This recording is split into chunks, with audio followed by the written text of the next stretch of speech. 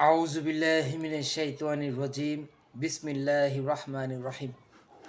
আল্লাহুম্মা সাল্লি আলা নূরিকা ওয়া আলা আলিহি ওয়া আলা কাদমিহি ওয়া সাল্লিম। গত পর্বে যেখান থেকে শেষ করেছিলাম ঠিক ওখান থেকে আবার শুরু করছি। ইসলাম স্বভাব ধর্ম, মোহমুক্ত স্বভাব বা খান্নাসমুক্ত স্বভাবের অধিকারী মানুষই হলো মুসলমান। তার মূল হলো ইনসাফ।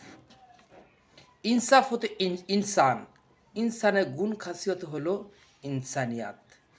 এই ইনসানিয়াতের অধিকারী মানুষটি ইসলামের পরিপূর্ণ দাখিল হয়ে মুসলমান হয়ে যায়।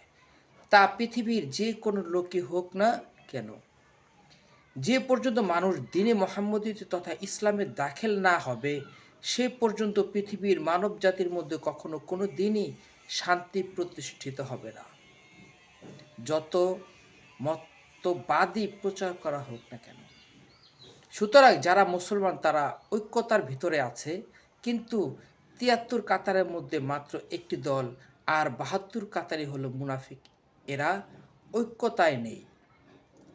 ডক্টর আল্লামা ইকবাল বলেছেন, সবাই বলে মুসলমানগণ নির্যাতিত হচ্ছে। আমি বলি কোথায়? সবে দেখি মুসলমানের বেশে বানর নৃত্য করছে। এই বানর দলই হলো ৭২-এর কাতার। তিনি বাহিরে দাড়ি, টুপি, জুব্বা দেখেননি, দেখেছেন তার আড়ালে গরু, ছাগল, শূকর, বানরগুলিকে। ধর্মীয় ছদ্মবেশ বরণে এ ধরনের মুনাফিকদের দ্বারাই জঙ্গিবাদ সৃষ্টি হচ্ছে। মাওলানা রুমি বলেছেন, আমি বহু মানুষ দেখেছি গায়ে কাপড় নেই, আবার বহু পোশাক দেখেছি ভিতরে মানুষ নেই। কাপড়ের ভিতর মানুষের আকৃতিতে গরু, ছাগল, শূকর, বানর ইত্যাদি বাস করছে। তাদের ছবি আঁকা হচ্ছে। হাসরের দিন এই সমস্ত ছবিতে পর্যায়ক্রমে আত্মাদান করার জন্য আল্লাহ পাক হুকুম দেবেন।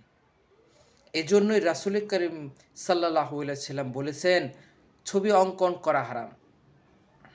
মোল্লারা হাদিসের ভেদ না বুঝে আক্ষরিক অর্থ করে কাগজের অঙ্কন করা বা তোলা ছবিকে বুঝিয়েছেন। আর নীরবে নিজেরাই হাজারো ছবি অঙ্কন করে চলেছে। ছবি অঙ্কন করার নার্সারিরাই খুলেছে আলেম মোল্লাগণ। এ ছবি নিয়ে নামাজ রোজা বা কোনো বন্দেগী করলে আল্লাহ পাক তা কবুল করেন না। যা নামাজ রোজার চেয়েও উত্তম, সেই ঐক্যতা সৃষ্টির পরিবর্তে শুধু আনুষ্ঠানিক বা ওয়াক্তিয়া নামাজ রোজায় তাসবিহ জপের ভিতর ঘুরপাক খাচ্ছে এই সমস্ত আলেম ওলামাগণ। সোয়াবের বাস্তবতা ছেড়ে অলিক কাল্পনিক সোয়াবের ব্যাপারে সজাগ সেজেছে। মুসলিম সমাজে নিম্নগামী হবে না তো হবে কি? তাদের মূল উৎস রাসূল পাক সাল্লাল্লাহু আলাইহি ওয়াসাল্লাম ওফাত লাভের সাথে সাথেই একদল কুচক্রী সাহাবাগণের দ্বারাই শুরু হয়েছে। দ্বীনে মুহাম্মদী বা দ্বীন ইসলামের যাকেই বলে হোক না কেন, একমাত্র রাসূল করিম সাল্লাল্লাহু আলাইহি সাল্লাম এবং আল্লাহর ওলিদের দ্বারাই প্রচার হচ্ছে। সর্বজাতি যেখানে এক মোহনায় মিলিত হচ্ছে, মুক্তির পথ পাচ্ছে, মুক্ত মনের অধিকারী হচ্ছে। এই ইসলামী মানব জাতির ইহলোক ও পরলোকের একমাত্র শান্তির ধর্ম। সুপ্রিয় পাঠক, আজকে এই পর্যন্ত। আগামী পর্বে ঠিক এখান থেকে আবার শুরু করবো ইনশাআল্লাহ। আল্লাহ যদি আমাকে হায়াতে বাঁচিয়ে রাখে। আপনাদের জন্য আমি দোয়া করি, আপনারা আমার জন্য দোয়া করবেন। ভালো থাকেন, সুস্থ থাকেন। আসসালামু আলাইকুম রহমতুল্লাহ।